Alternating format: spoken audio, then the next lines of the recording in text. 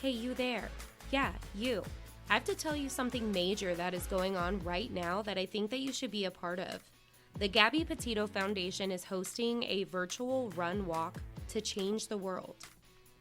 What we will be doing is walking or running for 24 days straight.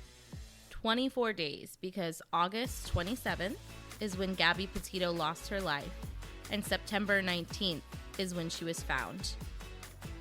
You can make the choice to run or walk, inside or outside, however you choose, as long as you choose to participate to honor those who are missing, those who were murdered, survivors, victims, and their families.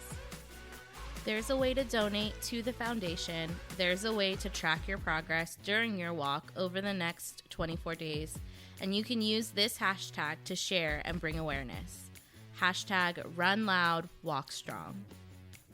At the end, on September 19th, they will have a virtual celebration for all who took part in this fight against domestic violence, as well as the continued support of searching for missing persons.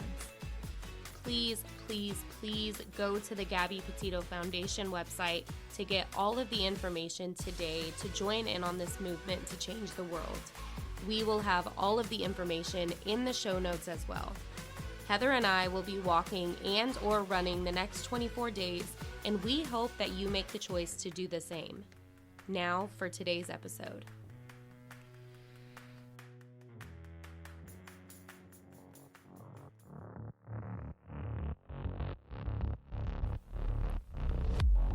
Welcome to Like Mother, Like Murder. I am Rachel. And I'm Heather. We bring you the good, The badass, and the crime. This is Like Mother, Like Murder.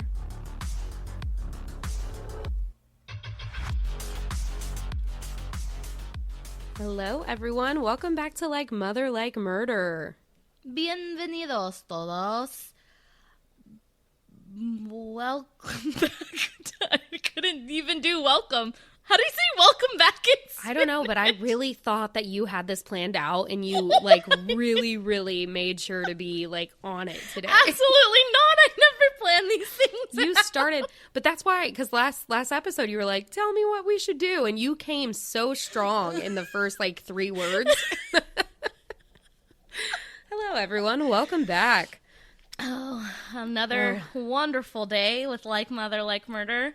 I actually, if you guys didn't know this, I feel like we've talked about it before. Rachel and I took Spanish together in high school. We did. And I actually took 3 years of Spanish. So I did had I. a 3-year streak Spanish and Duolingo. And I still suck. So She's like, good for me. I just proved that right there. No, you sounded good in the first, whatever you said first, but then you did not finish off strong. I did not. You did not finish off strong. No, I couldn't do it either. Maybe I should try someday. We'll see. Oh, man. But hello, everyone. Welcome back. Guess what?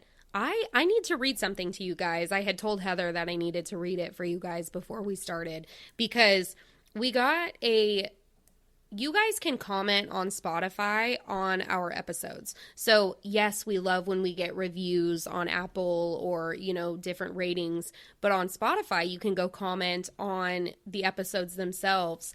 And so this one, just 12 days ago, left this comment, and I wish that I knew his or her name, because I don't. I'll say what it is on here. But I just wanted to say, these are the responses that I appreciate so much because of how they approached it. Okay, so listen to this. And this is from L.C. Foster. It says, "Hi, a new to and as far love your podcast and need to mention that the volume between both of you is severely unbalanced. Not sure if it's just this episode or all of them, but want to let you know that whichever of you is not in LA, your volume is much too low, requiring listeners to have to turn the volume up higher than normal to hear you. The one in LA is then shockingly and startlingly loud when she speaks. This is a great episode, and I look forward to listening to more." Thank you, Elsie Yes. Foster. Which episode was that? I think it was the Amber Hilberling. That was the one. Man. No, this was actually Brooklyn Farthing. Which so that makes was on our sense. Brooklyn Farthing one. We know that one's messed up, and Yes. we are fixing it. We are For fixing sure. it. And I wrote her and I said, you know what? We are in the process of fixing all of those things and making it back. And that when you do go back and listen to the other ones, I assure you that is not what we normally sound like. Yeah. So please give us that chance. Yeah, for sure, for sure. No, I like you said, that comment is amazing and Yes. very constructive criticism there, and very well put, hilariously put. Yes. Which that is, I mean, I am usually lower and she is normally higher. And but I've always we been normally very do low. find a way to balance that out in these True. episodes. And we have been struggling a little bit. Yeah. And we assure you we are working on it. And you guys, if you have not been satisfied with our audio, we are working on that 100%. Please, please, please bear with us. Okay. I have a feeling that today's audio is going it's to gonna be perfect. Chef's kiss. Mwah. Chef's kiss. Yes. Because Heather's going to edit it. I'll do my Yes, best. but Elsie God, Foster, now, thank damn, you so pressure much now. for that. No, pressure right there for sure. But thank you. Those kind of things, it's important. We need to hear stuff like that. 100%, And yeah. also, thank you for also enjoying it despite that audio stuff. Because as a listener, as a podcast listener, it is very hard when the audio is not good. So we are, girl or boy, because I don't know, come say hi to me so I can know. Thank you so much for that.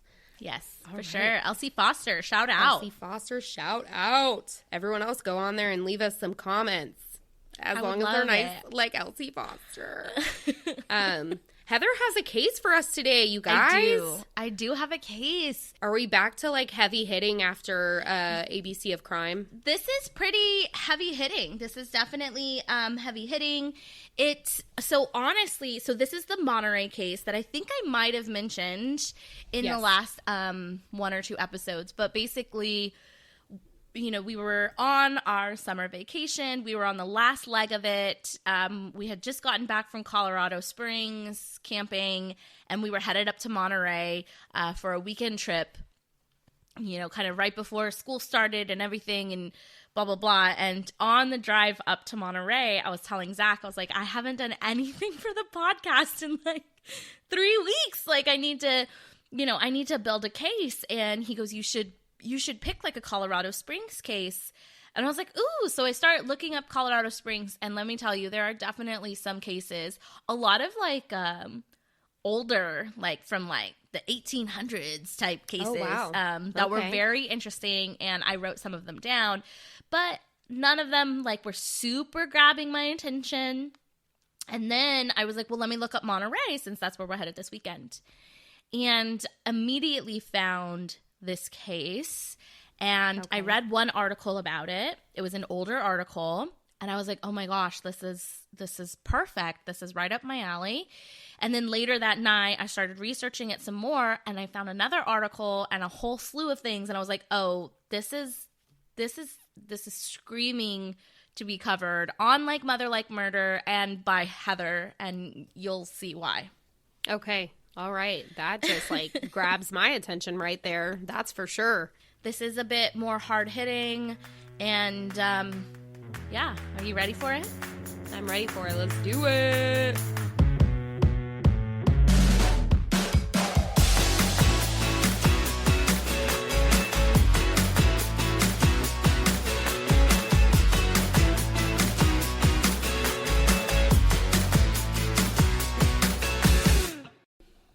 On July 15th, 1985, Anita Campo left her job to go check on her mom. She had received a call from her mom's coworker saying that she hadn't showed up for work. So Anita left her own job to go check on her mom, Paula Durocher, because she knew that bailing on work was very unlike her mother. She went over to her mom's apartment, and she could hear the TV still on when she was standing outside, but no one answered the door. So she made her way through the back door because she saw that the sliding door to the patio was open, And she knew this was also very unlike her mother because Paula kept birds and she always kept the patio door closed so they wouldn't get out. What she saw when she entered the apartment is something no one should have to see, especially someone's child. Anita found her mother, Paula, with multiple stab wounds in her chest. Paula was only 40 years old. Oh my gosh. How old was the daughter? 22. Wow. Yeah. Jeez. So still just like a baby. I know that's like technically an adult, but like that's still just like. You're always your mother's baby. It doesn't matter how old you are when you find your, like, finding your mom like that is just not traumatic. Not okay. Yeah. So what would follow this horrific discovery included an investigation with little to no physical evidence or even suspects, and then jailhouse informants, and ultimately a man's arrest. But did they get the right guy? Oh. I don't like hearing that. I know. Ugh. Let's backtrack a bit. We'll talk a little bit about Paula and what her life was like. So she was actually divorced, and she was enjoying her non-married life. She had recently dated a man named Danny Baldur, who had briefly lived with her, but they had broke up, and even though they had broke up, he still asked her to marry him, which kind of freaked her out. She was a little freaked out by him. But they had broke up a few months before she was murdered. And at the time, she was dating a man named Bob Cossey. Bob had actually last seen Paula on July 12th when he had been at her apartment. And him and Paula actually had plans to go watch motorcycle racing the day of the murder. But she had actually ended up canceling because her hip was hurting her. Oh, if only she would have gone. I know. So sad. I know. Yeah, I didn't even think about that until right now. Yeah, I always like instantly think like, why that one thing? I mean, there's so many times you hear about the one thing that like saves somebody, right? Yeah. And then this is the one thing that could have, and that just makes me so sad. And get this. There was also another man, Ronald Jeter, who had recently, very recently, been at Paula's apartment. I'm talking the morning of the murder. He was a coworker of Paula's, and he actually had stopped by her place that morning because he was getting back from a trip, and he had brought her a souvenir. Okay. He said he had only stayed for about 30 minutes, but he was the last person to see Paula alive. Okay. So investigators would note the following about the crime scene. Nothing was missing. Nothing even appeared to be ransacked. They never found the murder weapon, but they presumed that it was a steak knife. There was a half-eaten steak left on the table, as well as a cigarette that had burned all the way down in the ashtray. And like I said, the TV was on and the coffee pot was on. Was it one plate like she was eating alone, or were there two plates like she was supposed to be with somebody? One plate. One plate eating alone. Half-eaten steak. No ransack, no mess or anything taken. So personal. This wasn't a robbery gone wrong. Thank you for saying that. Because the investigators would continue to gather evidence and follow the very few leads that they had. But then on August 8th, Jack Sagin was arrested after pulling a knife on a Seaside officer. Sagin had a history of crime. Literally starting when he was 14 years old and arrested for the first time. His rap sheet was long. Burglary, possession of narcotics, possession of sawed-off rifle, and even voluntary manslaughter. Before July of 1985, Sagin had already completed 5 stints in prison. Okay. So yeah, this dude's been through some shit. Yep, definitely been through some shit, and as you'll see, is gonna be going through some more shit. Okay. Leading up to the murder, Sagin was out of prison and was actually kind of like couch surfing and doing just whatever he could to keep up with his heroin habit. And this included breaking into places, stealing things, and selling them. In the weeks right after Paula's murder, he was actually found to be responsible for a straight up like spree of burglaries, 5 different houses, a paint shop, and he was just stealing whatever he could find. TVs, VCRs, stereos, microwaves. And that's all happened, and he was then arrested, like I said, on August 8th. After he pulled the knife on the officer. On the officer, yes. Okay. Now, I know I've given you a lot of names up to this point, and I have to actually add to them, but to quickly recap. Danny Baldour, the ex-boyfriend. Okay. Bob Cossey, the new boyfriend. Ronald Jeter, the co-worker that saw her right before. Yeah. And Jack Sagin, the criminal. Okay. And I'm going to give you 2 more. Louis Graxiola, he was arrested on September 30th. So about a month and a half after Jack Sagin. And he was placed in the same unit. One thing I read said he was even like in the cell right next to Sagin. Okay. And him and Sagin, they actually knew each other because they had met like back in the 70s at like a club. Like they weren't like BFF or anything like that, but they knew who each other was. Okay.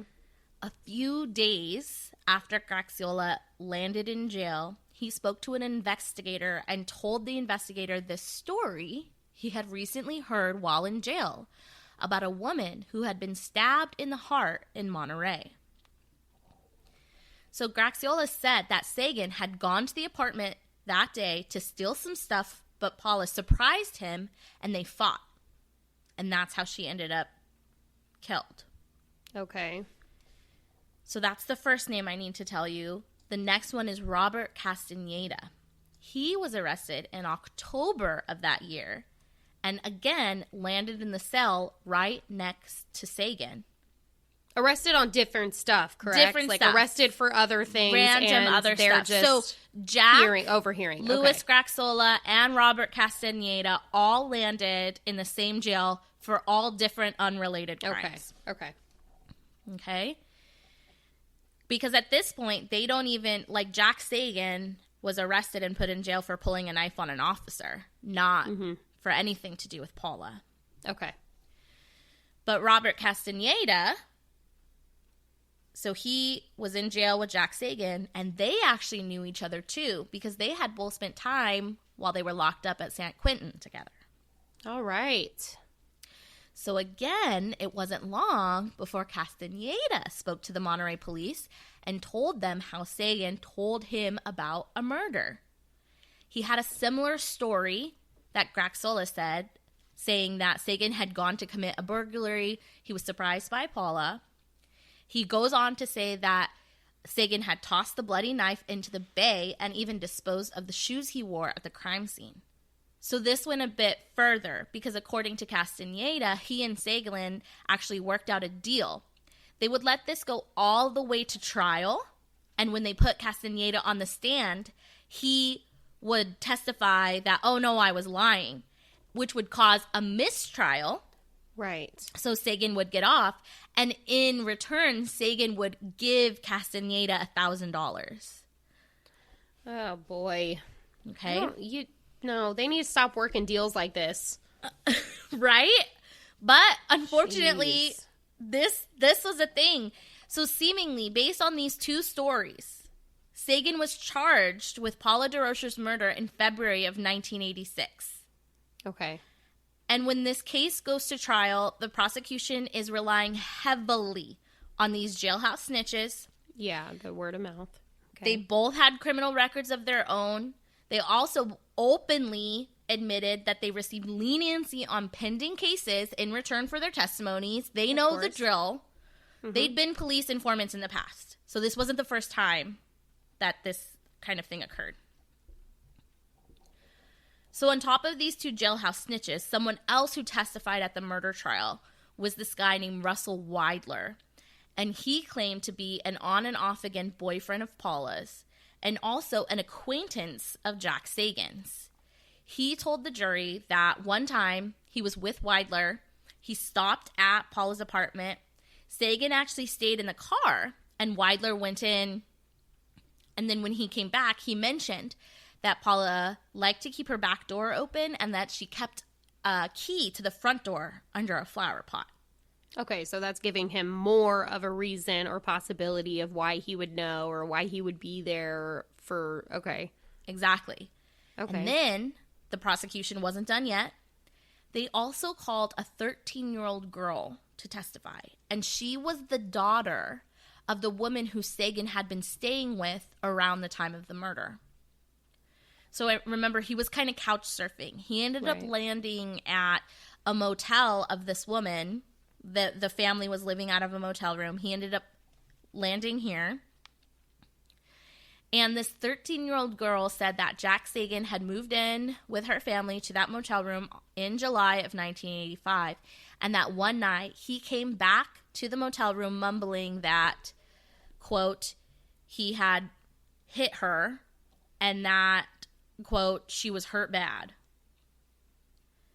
The interesting thing about this, though, was the 13-year-old claimed that she had not remembered this until 7 months after the murder, when the police finally came to question her mom about Sagin's possible involvement in the crime.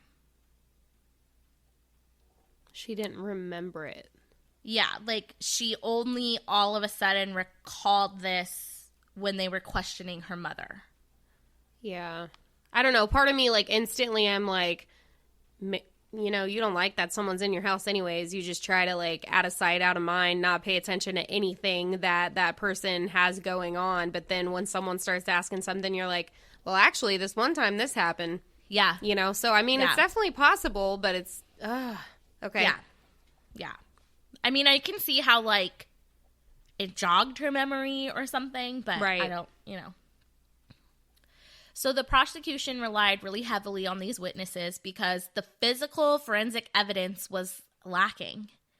In fact, there was no physical evidence of Sagin at the murder scene at all. No fingerprints. They couldn't find the murder weapon. Nothing. Remember, there was also no sign of a break-in. Nothing had been ransacked. Nothing had been stolen. Right. The TV was on. The coffee pot was on. There was a cigarette in the ashtray and then the half-eaten steak on the table. She doesn't smoke? I don't know. That's a good question. I think she did. So Paula was found wearing only a bathrobe, and she had 2 blood-stained towels kind of draped by her legs. The medical examiner testified that Paula had been stabbed 5 times with a thin blade that could have been similar to a kitchen knife. And 3 of those stabs pierced her heart. Oh, they also said that there were superficial wounds to her head and a wound to the jugular vein in her neck. So the examiner testified that in their opinion, Paula also had defensive wounds, including a cut on her knuckle.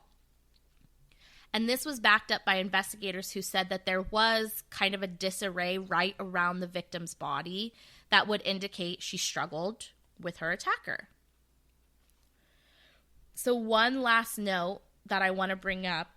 No, I'm like, don't bring another name. I've already got a lot of names I'm trying to understand. No more names. You said no. I'm like, okay. I'll recap the names, don't worry. But one last note, because this is the thing that really caught my attention when I first started reading that case. The autopsy showed that Paula's stomach was empty. So someone else was eating steak. They cooked after they freaking did that. Mm-hmm. Why do we hear that all the time? It's so fucking weird. Murderers Isn't get it hungry. so like, that's weird? ridiculous. Like, you would hear about, like, oh, and then they went into the fridge and ate all their food and drank their... Like, I'm like, that's so weird.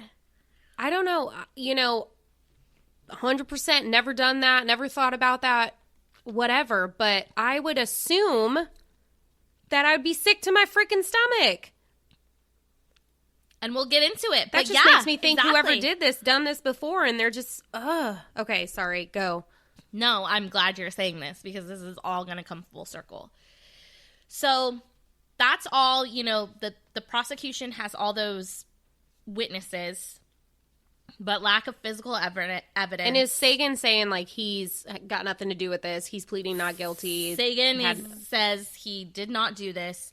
Okay. And his family also testifies in his defense.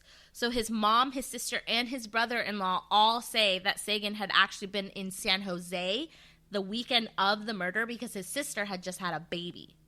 Okay. So basically the trial becomes a he said, she said, right? It goes on for 8 days, and the jury only deliberates for an hour and 25 minutes before they come back with guilty. Guilty based on because someone said it happened, yet they have no DNA evidence, no concrete, oh my God, I love you so much. So remember, this is 1986. Do you remember the first year that DNA was used in a case? 1986. 87. Oh. Shoot. Yes. I was like, right after this? I knew it was 80s, but I was like, dang, which one? This. Right. I need to go back and listen to your DNA episode. Y'all go listen to my DNA episode. So he was convicted on July 16th, 1986. So a year, almost to the day after Paula was murdered. He was sentenced to life in prison without parole. And the one thing that he said after the guilty verdict was, quote, "Your Honor, I would like to state one thing. You made a mistake because I didn't kill this woman," end quote. And the judge responded, "Well, that's possible."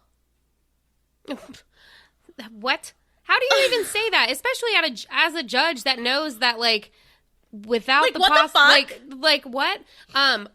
My brain's turning a little bit too. What about you said that the person had left their shoes behind, or they didn't have their shoes?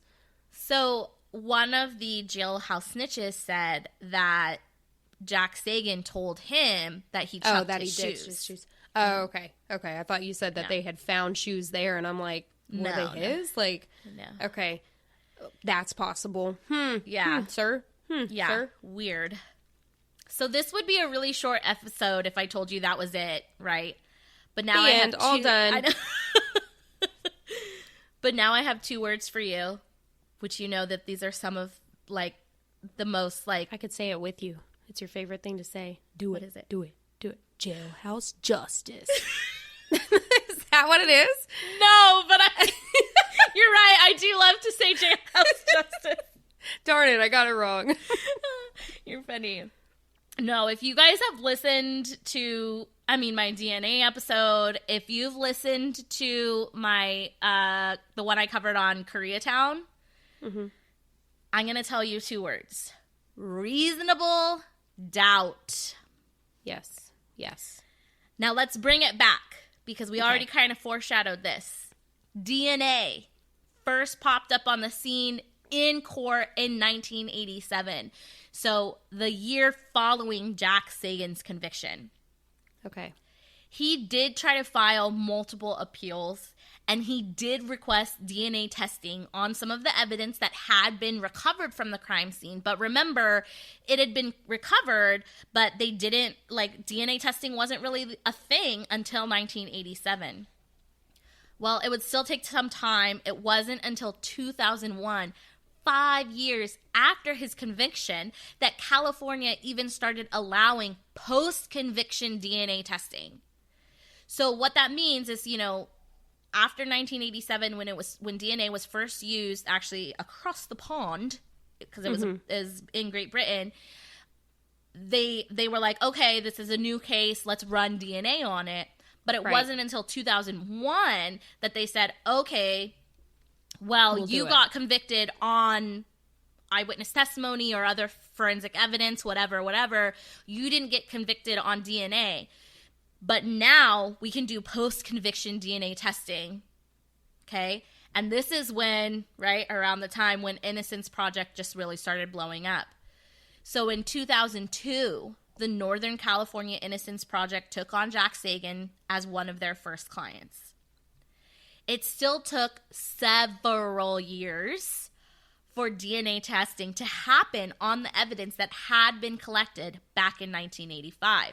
It had literally been sitting there until 2009 when they finally sent items to get tested. 86, 96, 06. Dang. 23 years? Yes. Isn't that crazy? That is crazy. And they had a lot of evidence that they could test. Well, 23 years, and DNA started the year after. Like, even if you're still trying to get everything, like done, I mean, I'm sure they had an overwhelming amount of things to be looking into, so I understand that aspect of it. But 23 years? Okay. It's a long frickin' time. Keep going. Okay. I will. So, this is what they had to be tested. They had the bloody towels that were found near her body. They had collected a rape kit. There was also DNA that had been collected from her bathrobes, hair from the couch cushions that were found near her head, the butt of a joint, and scrapings from underneath Paula's fingernails. Mm-hmm. And the DNA tests were revealing. It identified 5 men. 5 male contributors. Separate. What? Yes. What is happening? I know. The DNA collected from Paula's bathrobe matched her boyfriend at the time, Bob Cossey. Okay. The DNA from her coworker, Jeter, who had visited her that morning to drop off the souvenir, his DNA was actually found on the blood-stained towels that were left near her body. The DNA from the joint, the smoked joint, was actually a match to her daughter's boyfriend at the time. And when they asked him about it, he goes, yeah, that doesn't surprise me that you guys found a joint that I had smoked from 1985. And then there was the DNA from the fingernail scrapings. That's what I care about. And the blood towel, but I mean, seriously, keep going. Do you think that the fingernail scrapings came back as Jack Sagin? No, I think they came back as the souvenir guy. Ooh, they didn't come back the souvenir guy. Gosh. But they came back as an unidentified male. Not Jack Sagin. So investigators submitted that unidentified male DNA to the National DNA Database, but to this day, no match. To this day, no match? Sorry. What are you doing? What do you think you're doing right now? Only I'm allowed to do this. I'm sorry. Okay. Okay. Sorry. So, spoiler alert. You put Unsolved at the beginning of this episode title if you want to come here like that. I know. Sorry for anyone else who just jaw dropped to the floor. Carry on. So, in addition to the lack of Jack Sagan's DNA found at the crime scene, one of those key witnesses, Weidler. So, remember, he claimed that he had been an on and off, again, boyfriend with Paula. He had gone to her apartment. Sagin was in the car. He told Sagin all about her leaving the key under the flower pot, yada, yada, yada. Well, he ended up being interviewed by an Innocence Project investigator, of course, years later. And he told that investigator that his testimony was a lie. Yeah. But he wouldn't sign a sworn affidavit saying, like, I lied. Do people get in trouble for that? I mean, it's can perjury. he be held accountable? Yeah, exactly. So, like, I don't know that if there's... pisses me off. Yeah, 100%. I don't know if there's, like, a statute of limitations on perjury, like, in a court. I don't know. Okay. Yeah, that's a really good question. Any lawyers, please let us know. So, investigators from the Innocence Project, so they had this DNA. They had Weidler, one of the main witnesses, saying, okay, I frickin' lied. And they also pointed to some other things that contradict this whole idea that Jack Sagin went there in order to commit a burglary and it went wrong. So, for example, if Jack Sagin or whoever the heck went there to steal stuff and then was surprised by Paula, which led to the struggle, there's a lot of things wrong with this idea. One, you could hear the TV from outside the apartment. Right. We know this because when her daughter first showed up to the place, she said she could hear the TV on, right? The investigators noted the same thing. And so if someone can hear the TV from outside, why would they even go inside in the first place to burglarize it? Right. Someone's home. Yeah, it makes absolutely no sense whatsoever. Right? And again, nothing was stolen. No sign of forced entry. No ransacking. And if it was a burglary gone wrong and the murder was committed kind of in the heat of this moment, these jailhouse snitches had said Paula surprised them and he stabbed her. Seemingly, the person would have wanted to get the hell out of there. I came here to commit a burglary. This went wrong. Heat of the moment. I'm freaking out. I'm going to run. Right? Right. So how do you explain the half-eaten steak? Because remember, Paula's stomach was empty. I mean, maybe the boyfriend was hungry when he was smoking the joint. Was that completely a different time? A different time. Yeah. Are you going to tell me? Heather. No. Hold that thought. So, an investigator who examined the crime scene photos for the Innocence Project believes that this crime was not motivated by burglary at all. Partly due to the horizontal lines that could be seen across Paula's neck. So remember, they did indicate that there were like wounds to her jugular. So the investigator actually believes that was because a knife was held there. And according to this investigator, this is what they said. This is a quote. Such wounds are often the result of an offender's attempt to gain a victim's compliance during the early portions of an assault, end quote. Okay. Right? So you're not going there for a burglary. You're going there for some kind of assault. Yes. So, Rachel, you've heard, like, the evidence now. What are your thoughts? I feel like it's hard because I don't know. That's why it's hard. I don't know why I still keep thinking of this souvenir guy because he was the last person there. I mean, did he have some sort of jealous thing with the boyfriend and was he trying to move his way in type thing? I really don't know because, I mean, I don't think that they had enough on Jack Sagin, so that bothered me and he didn't need to be there for that. So there's that part of my thought process going on. But the unidentifiable, like, could it have still been one of the, when it comes to DNA, could it have still been one of the men and it just didn't hit when it comes to the match? No. So we know that it definitely wasn't. It definitely wasn't any of those other men. Because if they were able to identify those men as contributors to the different DNA that they did find around the house, they would have been able to do so with the fingernail scrapings. Yeah, I don't know. I believe. I mean, I'm not a scientist, but... Right. So, I like your thoughts, though, on Jeter, the souvenir coworker. Because I do think it's weird for someone to get back... I mean, maybe. I don't know. I'm not close I have plenty of friends, and I can absolutely see that kind of stuff where it's like, oh, I'm going to drop this off on my way home, like something like that. Yeah. But it's just like the timing, right? It's just like, yeah. And this all happened within, so one thing that I read too is this was all very close timing, which again makes me think of what you had said about like the one thing that could have stopped this from happening. So this coworker stopped by in the morning, only stayed like half an hour, left. Seemingly Paula,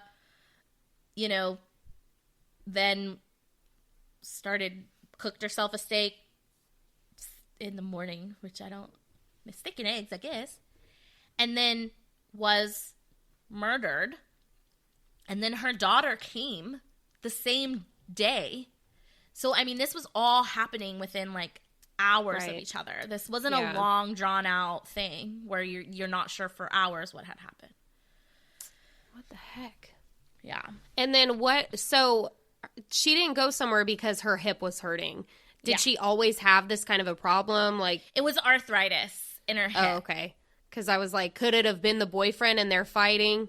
Okay. So she just like was like, oh, I don't want to go to like a long, drawn out thing. But she was going to just go to work. Gotcha. So I don't know. All right. Because that's why her daughter went to check on her, because she never showed up for work. Yeah. So armed with the DNA or lack thereof and the false testimony from Weidler, the Innocence Project starts filing their appeals. Good. So the case was first sent up in 2012 to the 6th District Court of Appeal, who sent it back to the Superior Court, but the Superior Court denied it without a hearing in July 2015. So now we're 30 years after Paula's murder and 29 years since Jack Sagan's conviction. Right. A month later, in August of 2015, the 6th District Court of Appeal did order an evidentiary hearing, which makes sense. There's all this new DNA evidence. And in April of 2017, so it's crazy how slow this all moves, the case finally made it in front of a judge, but a month later, the petition again denied. So now twice, it's taken years to make it through these like petition and appeal processes, and 2 times denied. Then, in 2019, the 6th District Court of Appeal finally granted the petition, believing that Jack Sagin was entitled to a new trial because of the new DNA evidence and the fact that it would have raised reasonable doubt in the jury's mind. I'm instantly like 2019, which means nothing happened in 2020, which means nothing still happened, and this is open, and we're going to talk about this more because it literally hasn't happened yet. So they pointed to in their filing, they said that the DNA underneath Paula's fingernails, they said that, quote, was powerful evidence the victim was killed by someone other than Jack Sagin, end quote. Right? There's evidence that she struggled with her attacker. We know that a lot of times that means you'll find scrapings under the fingernails, and that scraping did not match Jack Sagin, did not match anybody else found at the crime scene, and it is an unidentified male. So, on October 10th, 2019, after over 33 years in prison for the murder of Paula Durocher, the Monterey County DA's office dismissed the charges, and Jack Sagin was released. Wow, okay. So you definitely know how I feel about reasonable doubt, right? I feel like that is a very important part of our justice system and our trial, and reasonable doubt. And if you're going to send someone away for their life, like, you should be pretty sure about it, right? Yeah. And in this case, I think there is obviously tons of reasonable doubt. There was reasonable doubt if the judge said possible after his statement. I know, right? Literally back in 1986, there was reasonable doubt, right? He didn't even say, like, without no, the DNA. I'm certain. Yeah. Exactly. But the really shitty part about this is now we do not know for sure who is responsible for the murder of Paula Durocher. So, yes, they have that DNA from underneath her fingernails in the database, and I hope that one day, like yesterday, the DNA pops up with a match. I know. So one thing I found interesting was that the DA could have decided to retry Jack Sagin, right? All the court said was he deserves a new trial because this new evidence with the DNA showing that there's none of his DNA there would have caused reasonable doubt. So he does deserve a new trial. And the DA's office said that their decision on whether or not to retry him would be based on several factors, including a consultation with the victim's family. So what I kind of think happened is that he wasn't retried, right? They just dismissed the charges. The DA's office decided not to retry him. They just dismissed the charges. And I wonder if they consulted with the victim's family, and the victim's family was like, it's been 30 plus years. Maybe they just didn't want to go through all of the bullshit again. Or like they saw this and they were like, yeah, I think there's plenty of reasonable doubt. I don't think this guy did it. Like, don't retry him. But either way, Paula's family is still left with big questions. Big right? questions, yeah. And the other thing that kind of gets me about this is, and I struggled with the same thing when I covered the Koreatown slayings, is all of the stuff with the trial and the retrials and the appeals and reasonable doubt and blah, blah, blah, blah. Obviously, I find all of that incredibly interesting, and it always boggles my brain how these things work. But when I first stumbled upon this case, I was like, okay. And her name was Paula Durocher. She was a mother of, and she was 40 years old when she was murdered.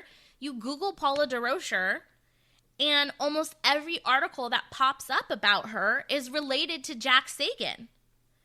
Now, granted, it's from 1985, right? So I'm not going to find a bunch of online articles. I tried to see if I could find local Monterey news about it.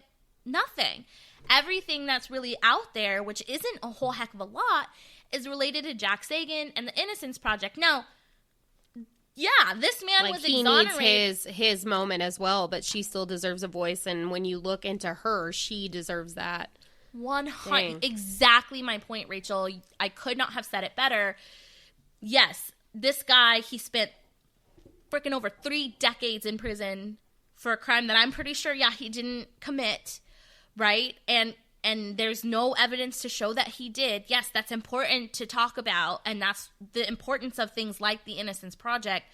But now what happens to Paula's case? Yeah. It's just her name, gone. her face, they shouldn't be forgotten just because of that either. Rachel, I couldn't even find a fucking picture of her. Jeez. So I tried to find out, okay, well, what happens to Paula's case? You guys dismissed the charges against Jack Sagin. Okay, that's probably what you should have done. But now, is she listed as a cold case? Are you going to look into the other leads? You have this DNA. Are you going to do genealogy testing on it? What's going on? Nothing. I can't find anything. Nothing. Wow. So who is responsible for the murder of Paula? And why is nobody looking into it? I get it. There's a lot of things going on. But, she deserves... and her family deserves justice. All right, I have a little more questions because, so when you were talking about when they were testing things, do you know, I know you don't know everything, but of course my brain's turning right now. Were there any statements from the family that the friend who brought the souvenir used to go to the house often and he spent a lot of time there and was in and out? Because how is his DNA just on a random towel? I have a lot of people come to my house, and I can assure you that the majority, you'll find their DNA sitting on a couch. You'll find their DNA eating at my counter. You're not going to really find their DNA on the towel unless they're here more often than not. And then also to be on the towel where the blood is. So I don't know why I keep thinking about him and how there's not more conversation about him. I totally see your point. Let me look something up really quick. Okay. Okay, so here's my thought on that. The only information you can find really about the towel is that they were kind of draped by her legs, by her feet. They said they were checkered towels. Now, I don't know if that means they were dish towels, hand towels. Maybe the coworker was hanging out in the kitchen, washed his hands, or hung out in the bathroom and washed his hands. Maybe he made her a steak before he left. I don't know. It is weird, but and I, of course, can't find anything about this because when you look at this stuff, a lot of it is just related to, Jack Sagin. But my thought is they didn't go too much after the coworker because potentially he had an alibi for the actual time of the murder. He went to her house. And I don't know. In 1985, they can usually estimate time of death. Right. So it's possible that he had a decent alibi, and so he wasn't looked into anymore. But my money is on the unidentified male whose DNA was found under her fingernails. because it didn't match anyone who they knew was in her life. Like, all these other guys, they knew. But again, like, when you think of the statistics, people are often murdered by people they know, right? So, the fact that it could be just a random friggin' person is less likely than someone she knows. But it's crazy. Damn. I spent an insane amount of time just trying to Google. I even tried, in order to try to find like old newspaper clippings, I just Googled murder July 1985, woman stabbed type of thing, just to see if like I could find any old newspaper prints of it. Nothing. It's just it's so shitty. Because while I am glad that the justice system did, after 3 decades, work out, but then I'm also like, you put yourselves in the shoes of Paula's family, the victim's family, and you're like, they want answers. They still need justice. Yeah, exactly. Yeah. And it's like, I mean, there's not 100% that says that it wasn't him. Right. But with that reasonable doubt from the family statement saying he wasn't even in that area at that time. Exactly. And the fact that his DNA wasn't found at the crime scene at all. Or around. Yep. And so it's like 3 decades for something that another inmate told you to get less on their sentence or less for their crime. Yes. Seems that's me. the other thing. You've got a shit ton of forensic evidence not pointing to him, and a family saying no, he wasn't there, and then you've got 2 jailhouse snitches. Right. And so it's tough. It's really tough, and it does really make me feel for, I mean, obviously I'm glad Jack Sagan's out. Obviously, he had a criminal record before. I was going to say, hopefully he's doing the right thing. Let's hope. I mean, he was like 70-something when he finally got out of jail. But it just really makes me feel for her family. Wow. Yeah. So there you have it. My Monterey case. And I'm going to tell you something. Once I read about this case, I went into a bit of a rabbit hole on women who had been wrongly convicted and then, exonerated by the Innocence Project. Okay. And Rachel, you coming for us. Oh my God. You opened a door. There is a huge door now. Yeah. So an episode, exonerated episode, will be coming to your ears in the near future, because yes, please. Holy crap. Some of these are just insane. Like we've talked about before, bungled investigations, or even just like fucked up cops doing just bad things. We've talked about the fact, like, how race can obviously play a role in someone being convicted unfairly, how your social status, like poor, rich, whatever, can obviously play a role as well. And so we will be talking about it. We will be talking about it. I cannot wait. I can't wait for that. And wow, amazing job. Great job covering this. It's really hard for me to end an episode like this when I have more questions than answers. That's what's so freaking hard. Like, it leaves so many more questions. I'm like, okay, so I want to know who the fuck ate the steak. Did y'all can you get DNA from a steak, from the food, from the plate, from the fork? What's going on? Like, were there fingerprints that you pulled from that? Like, there's gotta be. And the other thing that just pisses me off is this person, whoever this is, seems like they've done it before. You said it. I agree with you. This wasn't the first time whoever this was did something like this, yet the DNA from under her fingernails is not in the database, which means there is probably a freaking criminal out there who has done shit like this multiple times and is still fucking, I hope whoever they were just died. But then the other parts of me hopes that they didn't, because they need to be alive and get justice served on their ass. Like, this is... On their ass. Yeah. The way you said it, justice served on their ass. Justice serves on their ass. That jailhouse justice. Yeah. Reasonable doubt. That was my next guess. I know it for a fact. See, it's funny because it could have gone many ways. It could have gone jailhouse justice because I know I talked about that. It could have gone Innocence Project.